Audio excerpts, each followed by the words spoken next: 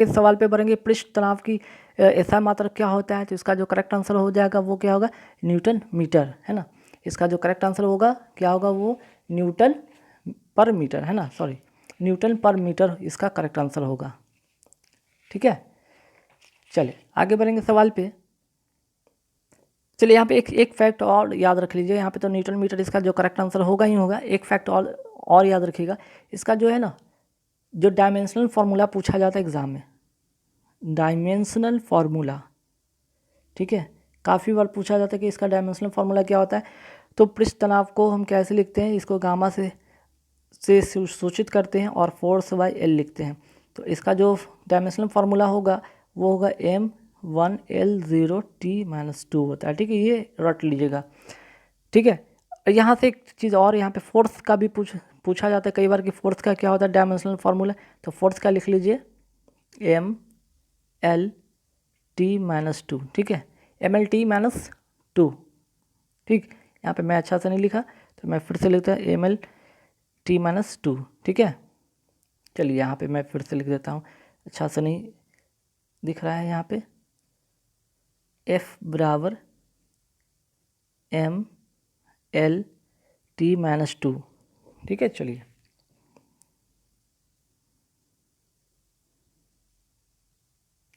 आगे बढ़ेंगे सवाल पे। यहाँ तक तो हो गया, है ना। अच्छा, यहाँ पे एक चीज़ और छूट गया था, न्यूटन मीटर को या फिर इसको क्या लिखा जाता है, डाइन पर सेंटीमीटर भी इसको लिखते हैं, है ना। न्यूटन पर मीटर या डाइन पर सेंटीमीटर भी लिखा जाता है। चलिए आगे बढ़ेंगे, विद्युत ऋणात्मक सबसे अधिक किस तत्व में होता है, तो इसका जो करेक्ट आंसर हो जाएगा वो हो जाएगा फ्लोरीन। ठीक, आगे बढ़ेंगे सवाल पे, साधारण नमक का रासायनिक यौगिक कौन सा है, तो इसका हो जाएगा करेक्ट आंसर सोडियम क्लोराइड यानी कि NaCl। ठीक है, चलिए आगे बढ़ेंगे सवाल पे कि क्लोरोफिल में निम्न में से कौन सा तत्व मौजूद होता है, तो इसका करेक्ट आंसर हो जाएगा मैग्नीशियम। आगे बढ़ेंगे सवाल में, पृथ्वी वायुमंडल में सर्वाधिक मात्रा में पाया जाने वाला तत्व कौन सा है, तो इसका करेक्ट आंसर हो जाएगा नाइट्रोजन। आगे बढ़ेंगे सवाल पे, निम्नलिखित में कौन सा रोग बैक्टीरिया से होता है, तो देखिए बैक्टीरिया से कौन सा रोग होता है, तपेदिक जो होता है बैक्टीरिया से होता है, बाकी ये जो होता है वायरस से होता है, मम्स जो होता है ये भी वायरस से होता है, ये आपका डिजीज़ जो है लीवर से रिलेटेड है। ठीक है, ये लीवर का डिजीज़ है।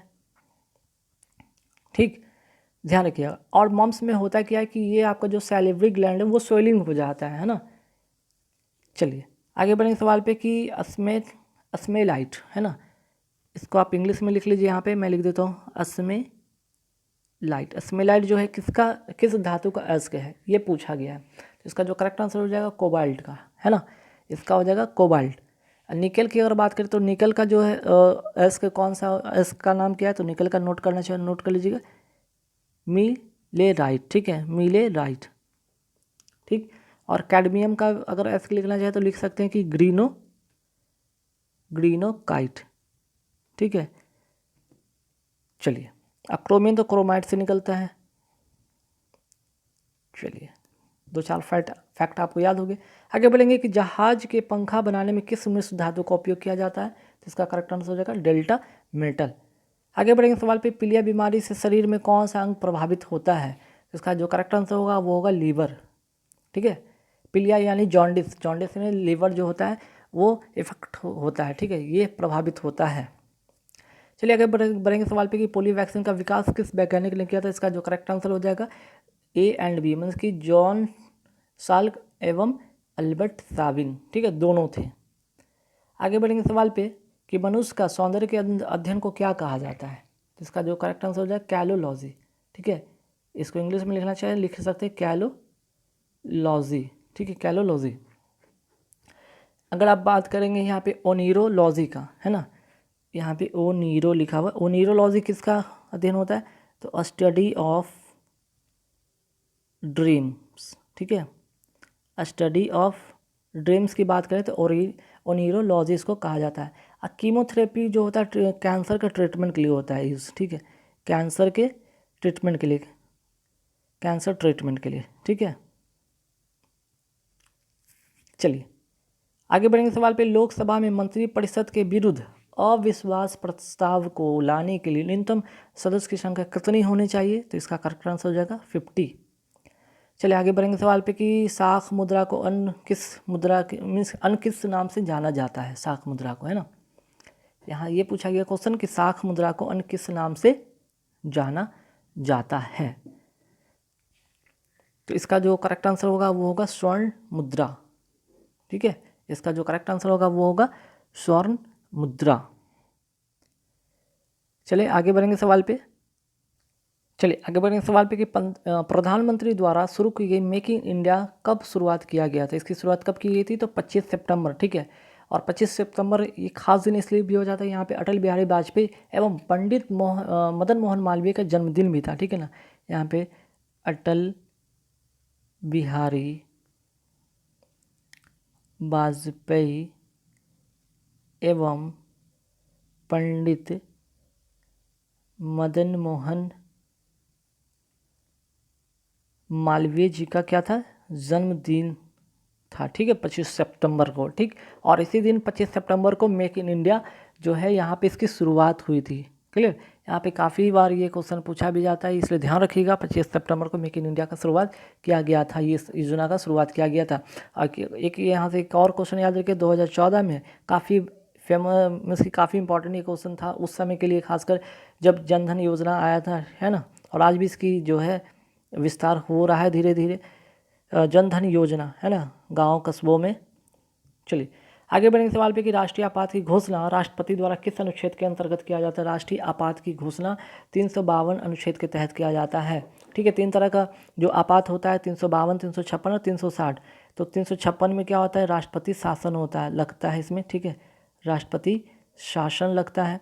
और 360 में क्या होता है भाई, वित्तीय। ठीक है, यहाँ पे वित्तीय आपात लगता है, वित्तीय आपात। एक क्वेश्चन और यहाँ से 2 फैक्ट और याद हो गया आपको, है ना। एक चीज़ और यहाँ पे ध्यान रखिएगा, 360 की अगर बात करते हैं, वित्तीय आपात की बात करते हैं, तो अभी तक एक बार भी लागू नहीं हुआ है ना। एक बार भी लागू नहीं हुआ है ना। ये फैक्ट यहाँ से याद रखिएगा। और अगर बात करते हैं कि आपात, राष्ट्रीय आपात की बात करें, तो ये अब तक 3 बार लग चुका है, ये अब तक 3 बार लग चुका है। कब कब, तो 1962, 1971 और 1975। इसमें कब लगा था कि जब चीन आक्रमण हुआ था, तब चाइना आक्रमण हुआ था यहाँ पे, भारत पाकिस्तान का जब युद्ध हुआ था, तो ठीक है, भारत और पाक का युद्ध हुआ था तब। और ये 1975 हुआ था कि आंतरिक अशांति के कारण, है ना, आंतरिक अशांति के कारण। हालांकि जो अब आंतरिक अशांति की बात करते हैं, तो 44वें संविधान संशोधन के द्वारा यह प्रावधान किया गया था कि केवल विदेशी आक्रमण, ठीक है, या आंतरिक सशस्त्र विद्रोह होने पर ही आपातकाल की घोषणा किया जा सकता है। आंतरिक अशांति के कारण अब यह नहीं किया जा सकता है ना। चलिए आगे बढ़ेंगे सवाल पे कि निम्नलिखित में कौन सा एक कोशिकीय जीव है। तो इसका जो करेक्ट आंसर हो जाएगा एकाइनोडर्म्स। ठीक है, आगे बढ़ेंगे सवाल पे कि मिर्च किस कुल का पौधा है। तो इसका करेक्ट आंसर हो जाएगा सोलेनेसी। नेक्स्ट क्वेश्चन पे आती है, कांग्रेस के 55वां अधिवेशन मेरठ की अध्यक्षता किसने किया था, है ना। 55वां अधिवेशन किसने किया था। ठीक, काफ़ी इंपॉर्टेंट क्वेश्चन है। चलिए इसका देखते हैं आंसर क्या होगा। तो इसका जो करेक्ट आंसर हो जाएगा JB कृपलानी। ठीक है, 55वां जो था अधिवेशन मेरठ की अध्यक्षता किसने किया था, JP कृपलानी। कब किया था, 1946 में। ठीक है, 1946 में, आज़ादी के समय, ध्यान रखिएगा। ठीक है, और एक क्वेश्चन यहाँ से ये भी आता है कि यहाँ पे स्वतंत्रता के समय कांग्रेस के अध्यक्ष JP कृपलानी थे, क्योंकि 1946-47 में यहाँ पे जो था भारत आज़ाद के जो समय का दौर शुरू हो चुका था यहाँ पे आज़ादी का। और अगर बात करते हैं आज़ादी के बाद, ठीक है, आज़ादी बाद 1948 में, ठीक है, आज़ादी बाद कांग्रेस का अधिवेशन जो हुआ था, जो जयपुर में हुआ था, किसने किया था, जयपुर में किया था पट्टाभी सीतारमैया ने। ठीक है, पट्टाभी सीतारमैया 1948 में। ठीक है, 1946 में आज़ादी के समय में मेरठ की अध्यक्षता जो कि 55वां था JP कृपलानी द्वारा। और यहाँ पे JP कृपलानी को एक बार और याद कीजिएगा यहाँ पे कि झंडा समिति के अध्यक्ष भी थे। ठीक है, ये झंडा समिति के क्या थे, अध्यक्ष भी थे, झंडा समिति के अध्यक्ष रहे थे। ठीक है, चलिए इतना फैक्ट याद होने के बाद आगे बढ़ेंगे कि किस अधिनियम द्वारा 1843 में दास प्रथा। तो दास प्रथा कब अंत हुआ था, ये क्वेश्चन आता है। दास प्रथा का अंत हुआ था 1843 ईस्वी में। किस एक्ट के तहत हुआ था, तो यहाँ पे जो आंसर होगा आपका एक्ट 5 के द्वारा, ठीक है। तो कब हुआ था 1843 ईस्वी में, और किस एक्ट के तहत, तो एक्ट 5, और किसके द्वारा ये भी पूछा जाता है। तो इसका जो आंसर होगा एलन बरो द्वारा, ठीक है। एलन बरो द्वारा क्या किया, इसे समाप्त किया गया। एलन बरो द्वारा क्या किया गया, समाप्त किया गया। तो काफ़ी इंपॉर्टेंट क्वेश्चन यहाँ से है, ठीक है, कि एक तो ये इंपॉर्टेंट क्वेश्चन हो गया कि एलन बरो द्वारा ये दास प्रथा को समाप्त किया गया 1843 ईस्वी में एक्ट 5 के तहत, ठीक है। 1829 में तो आप सभी को पता है कि सती प्रथा को अवैध घोषित किया गया था एक्ट 17 के तहत, जो कि इसके पहले वाले क्वेश्चन में मैं आपको बताया भी था। नेक्स्ट क्वेश्चन पे आते हैं डाउन्स। डाउन शीतोष्ण जो शीतोष्ण कटिबंधीय घास का मैदान किस देश में पाया जाता है, तो इसका जो करेक्ट आंसर हो जाएगा ऑस्ट्रेलिया, ठीक है, ऑस्ट्रेलिया। यहाँ से और भी क्वेश्चन आता है, जैसे कि आपको बेल्ट्स भी पूछ दिया जाता है कि बेल्ट्स के घास का मैदान को कहाँ है, तो ये है आपका साउथ अफ्रीका, दक्षिण अफ्रीका, ठीक है, नोट कर लीजिएगा। प्रेरी भी पूछा जाता है कई बार, तो प्रेरी कहाँ पे, यहाँ पे उत्तरी अमेरिका, ठीक है, उत्तरी अमेरिका। एक और पूछा जाता है पंपास, ठीक है, पंपास कहाँ पे, तो यहाँ पे पंपास हो जाएगा आपका अर्जेंटीना, ठीक है,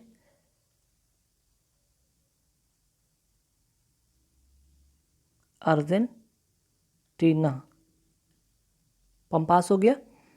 फिर आगे बढ़ेंगे, कंपास की अगर बात करें तो कंपास कहाँ है, कंपास हो जाएगा आपका ब्राज़ील, ठीक। और अगर बात करते हैं यहाँ पे एक पुस्टाज भी पूछा जाता है, पुस्टाज, ये है यूरोप का, ठीक। तो ये 4-5 फैक्ट याद रखिएगा। वेल्स दक्षिण अफ्रीका, प्रेरी उत्तरी America, pampas Argentina, compass Brazil और पुस्टाज यूरोप, ठीक। चलिए आगे बढ़ेंगे सवाल पे। वर्ल्ड इकोनॉमिक आउटलुक रिपोर्ट कौन जारी करता है ना, ये काफ़ी इंपॉर्टेंट क्वेश्चन है। वर्ल्ड इकोनॉमिक आउटलुक कौन जारी करता है, ये काफ़ी इंपॉर्टेंट क्वेश्चन है, कई बार एग्जाम में पूछा भी गया है, ठीक है। तो आप जरूर इन्हें नोट करिएगा, क्योंकि ये क्वेश्चन अभी रिसेंटली आपको जो है जो रिसेंटली रेलवे के पेपर में पूछा गया है, ठीक। जैसे कि अगर बात करते हैं कि पहले तो वर्ल्ड इकोनॉमी आउटलुक जारी कौन करता है, ये आप नोट कर लीजिए। तो IMF करता है, इंटरनेशनल मॉनेटरी फंड करता है ना। इसकी स्थापना कब इस्टेब्लिश पूछा गया है, ठीक है, 1945 में। WTO मीन्स की वर्ल्ड ट्रेड ऑर्गेनाइजेशन 1995 में, ठीक है। विश्व बैंक का हुआ था 1944 में। ADB का 1966 में। अब इसका मुख्यालय भी पूछ देता है भाई, इसका हेडक्वार्टर कहाँ है, ठीक है, तो इसका तो हो जाएगा जेनेवा में, है ना, इसका हो जाएगा मनीला में, ठीक। और इसका जो हो जाएगा वाशिंगटन DC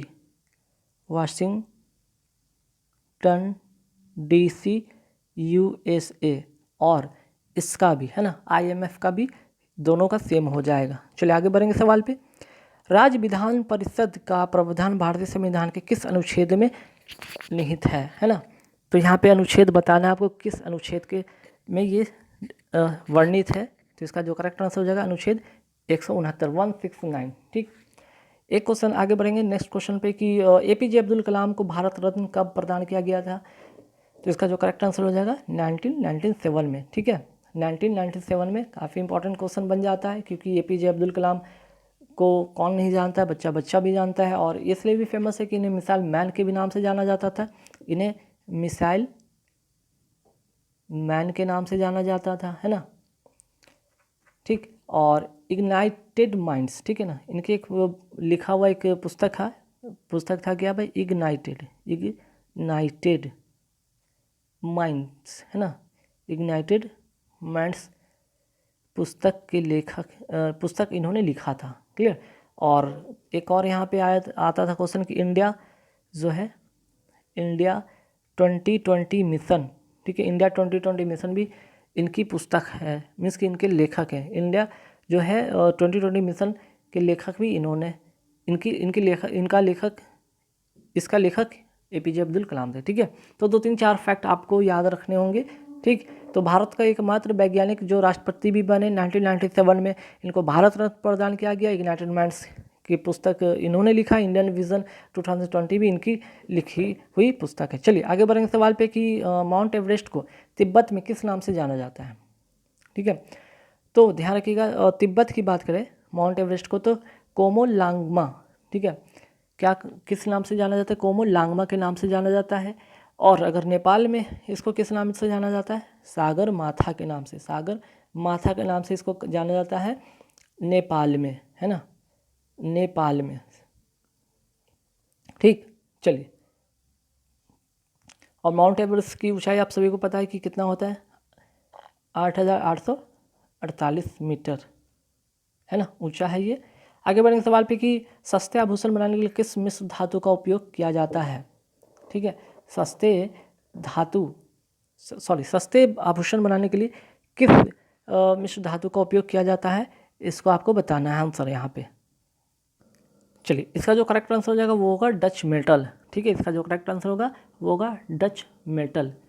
चलिए आगे बढ़ेंगे कि मिट्टी में जो क्षारक तत्व को घटाने के लिए किसका उपयोग किया जाता है ना? मिट्टी में क्षारक तत्व को घटाने के लिए किस का प्रयोग किया जाता है? इसका जो करेक्ट आंसर हो जाएगा वो होगा जिप्सम। ठीक है, इसका जो करेक्ट आंसर हो जाएगा वो हो जाएगा जिप्सम। जिप्सम का जो है रासायनिक सूत्र क्या होता है यहाँ पे नोट कर लीजिएगा, CaSO4 2H2O, जिसे और भी क्या कहा जाता है? 2H2O, है ना। इसको और क्या कहा जाता है? Calcium sulphate dihydrate. चलिए आगे बढ़ेंगे सवाल पे कि धमनियाँ रक्त का वहन करती हैं जो भरी होती है। तो धमनियाँ किसकी वहन करती है? जिसको कहते हैं आर्टरी, है ना। आर्टरी किसका वहन करता है? ऑक्सीजन, मीन्स कि ऑक्सीजनेटेड ब्लड को ये वहन करता है ना। ऑक्सीजनेटेड ब्लड को ये क्या करता है? वहन करता है धमनियाँ।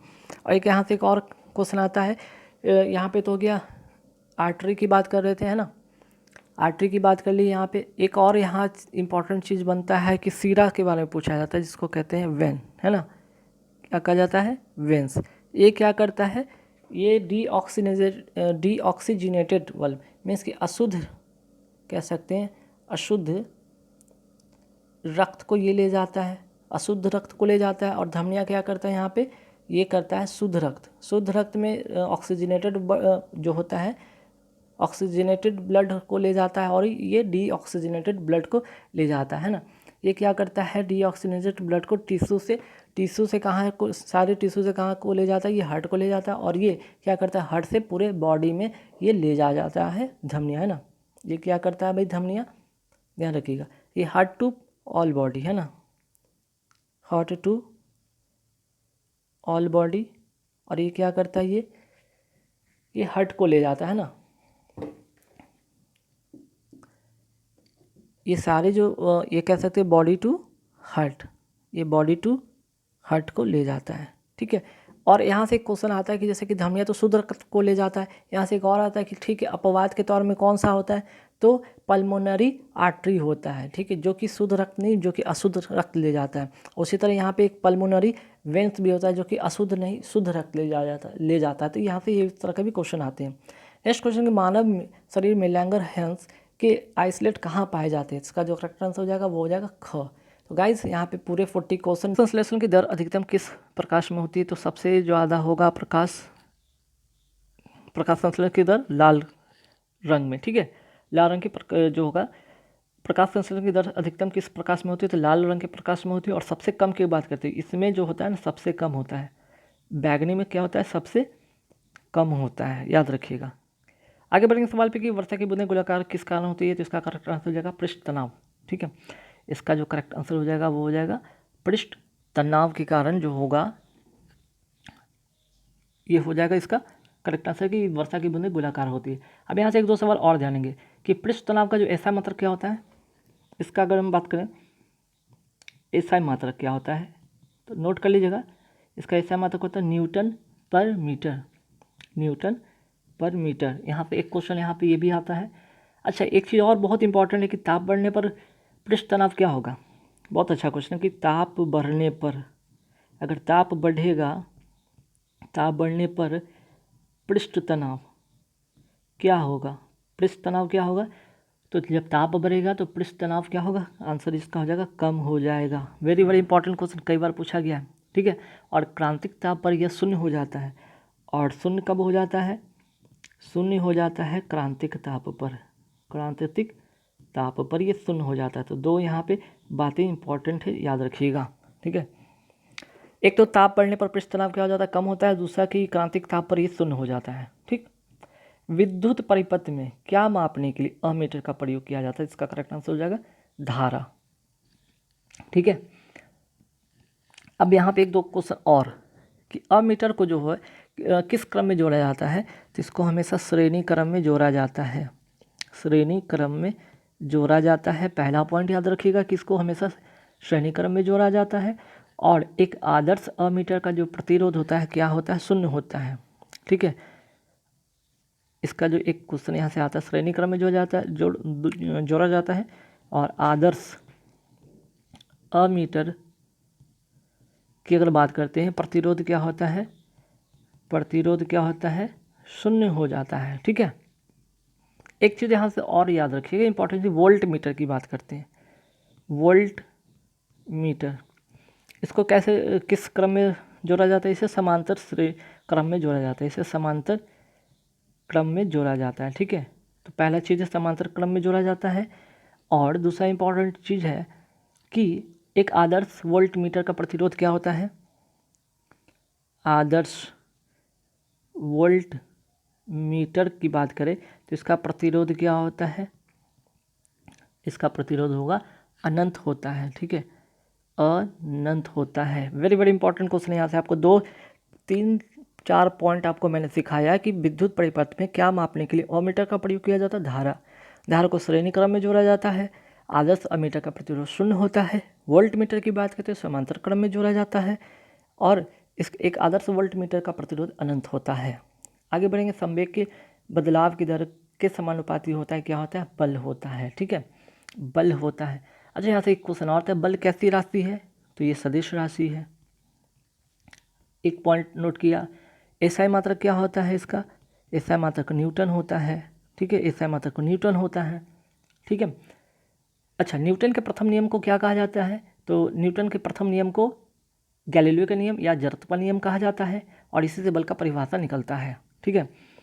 न्यूटन के जो प्रथम नियम है, न्यूटन का प्रथम नियम को क्या कहा जाता है, जड़त्व या गैलीलियो का नियम कहा जाता है, ठीक है, ठीक। और यहाँ पे एक बात करेंगे संवेग का, संवेग का जो होता है यहाँ पे फॉर्मूला क्या होगा, संवेग का फॉर्मूला होगा मास इंटू वेलोसिटी, ठीक है, द्रव्यमान गुणे वेग।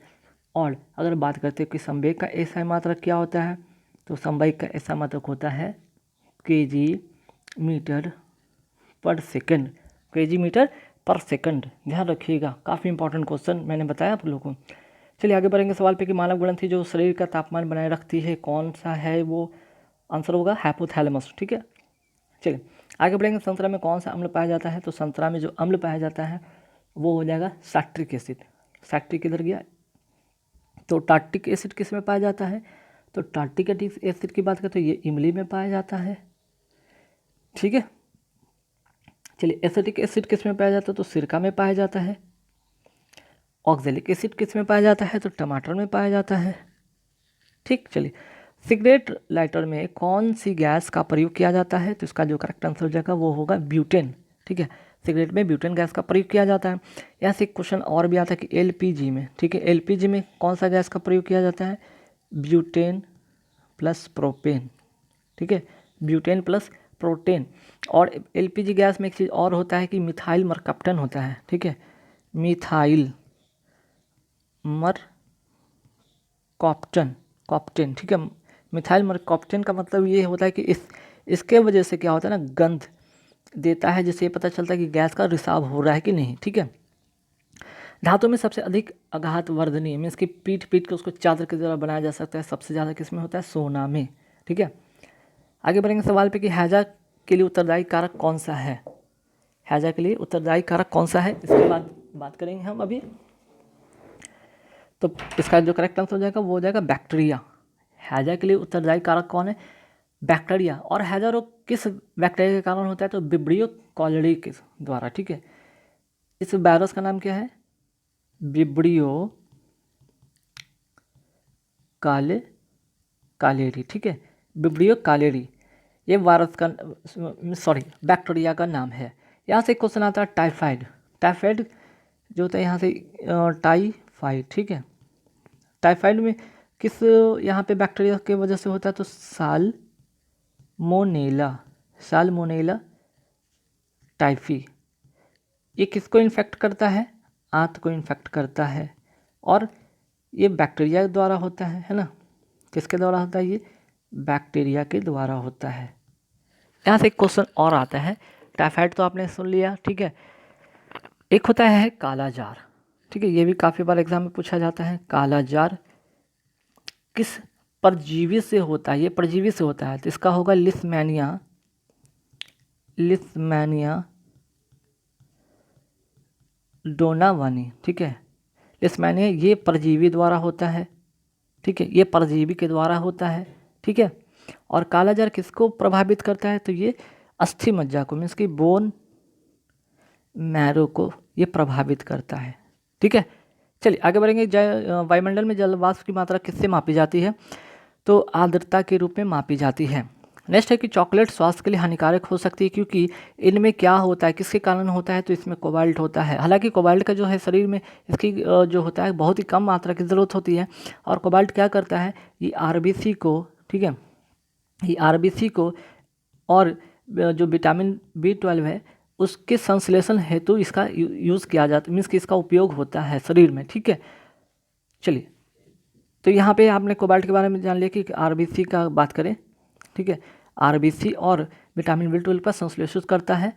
रेडियो सक्रिय की बात करते हैं। यहाँ पे एक चीज़ क्वेश्चन और भी आता है कि रेडियो सक्रिय एक तत्व है जो कि स्ट्रांसियम 19 है, उसके कारण अस्थि कैंसर होता है, कैडमियम के कारण इटाइटाई होता है, ठीक है। तो दो चीज़ें आपको मैंने और सिखा दी, ध्यान रखिएगा। एंजाइम के प्रोटीन भाग को क्या कहते हैं, एपो एंजाइम कहते हैं। क्या कहते हैं, एपो एंजाइम कहते हैं, ठीक है।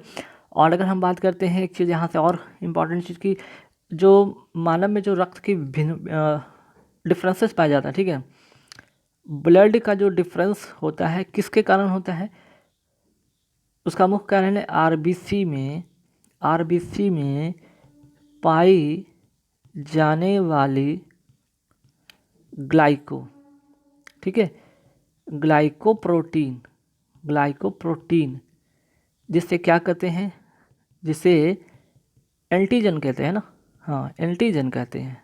चलिए, जिसे एंटीजन कहते हैं, काफ़ी इंपॉर्टेंट क्वेश्चन मैंने बताया आपको, नोट कर लीजिएगा। विटामिन B7 का रासायनिक नाम क्या है, तो विटामिन B7 का नाम है बायोटीन, ठीक है। विटामिन B7 का नाम क्या है, बायोटीन। तो थायमिन किसका है, विटामिन B1 का। रेटिनॉल का जो है कि क्या है, रेटिनॉल विटामिन A का रासायनिक नाम है, और यहाँ पे ये होगा इसका करेक्ट आंसर। तो विटामिन A का रासायनिक नाम है रेटिनॉल, B1 का है थायमिन, और B7 की अगर हम बात करें तो बायोटीन, ठीक है, काफ़ी बार पूछा जाता है। B3 की अगर बात, अच्छा B2 की बात करें तो राइबोफ्लेविन,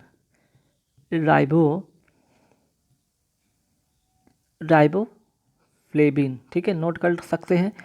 B3 की बात करते हैं तो इसको क्या कहा जाता है, नियासिन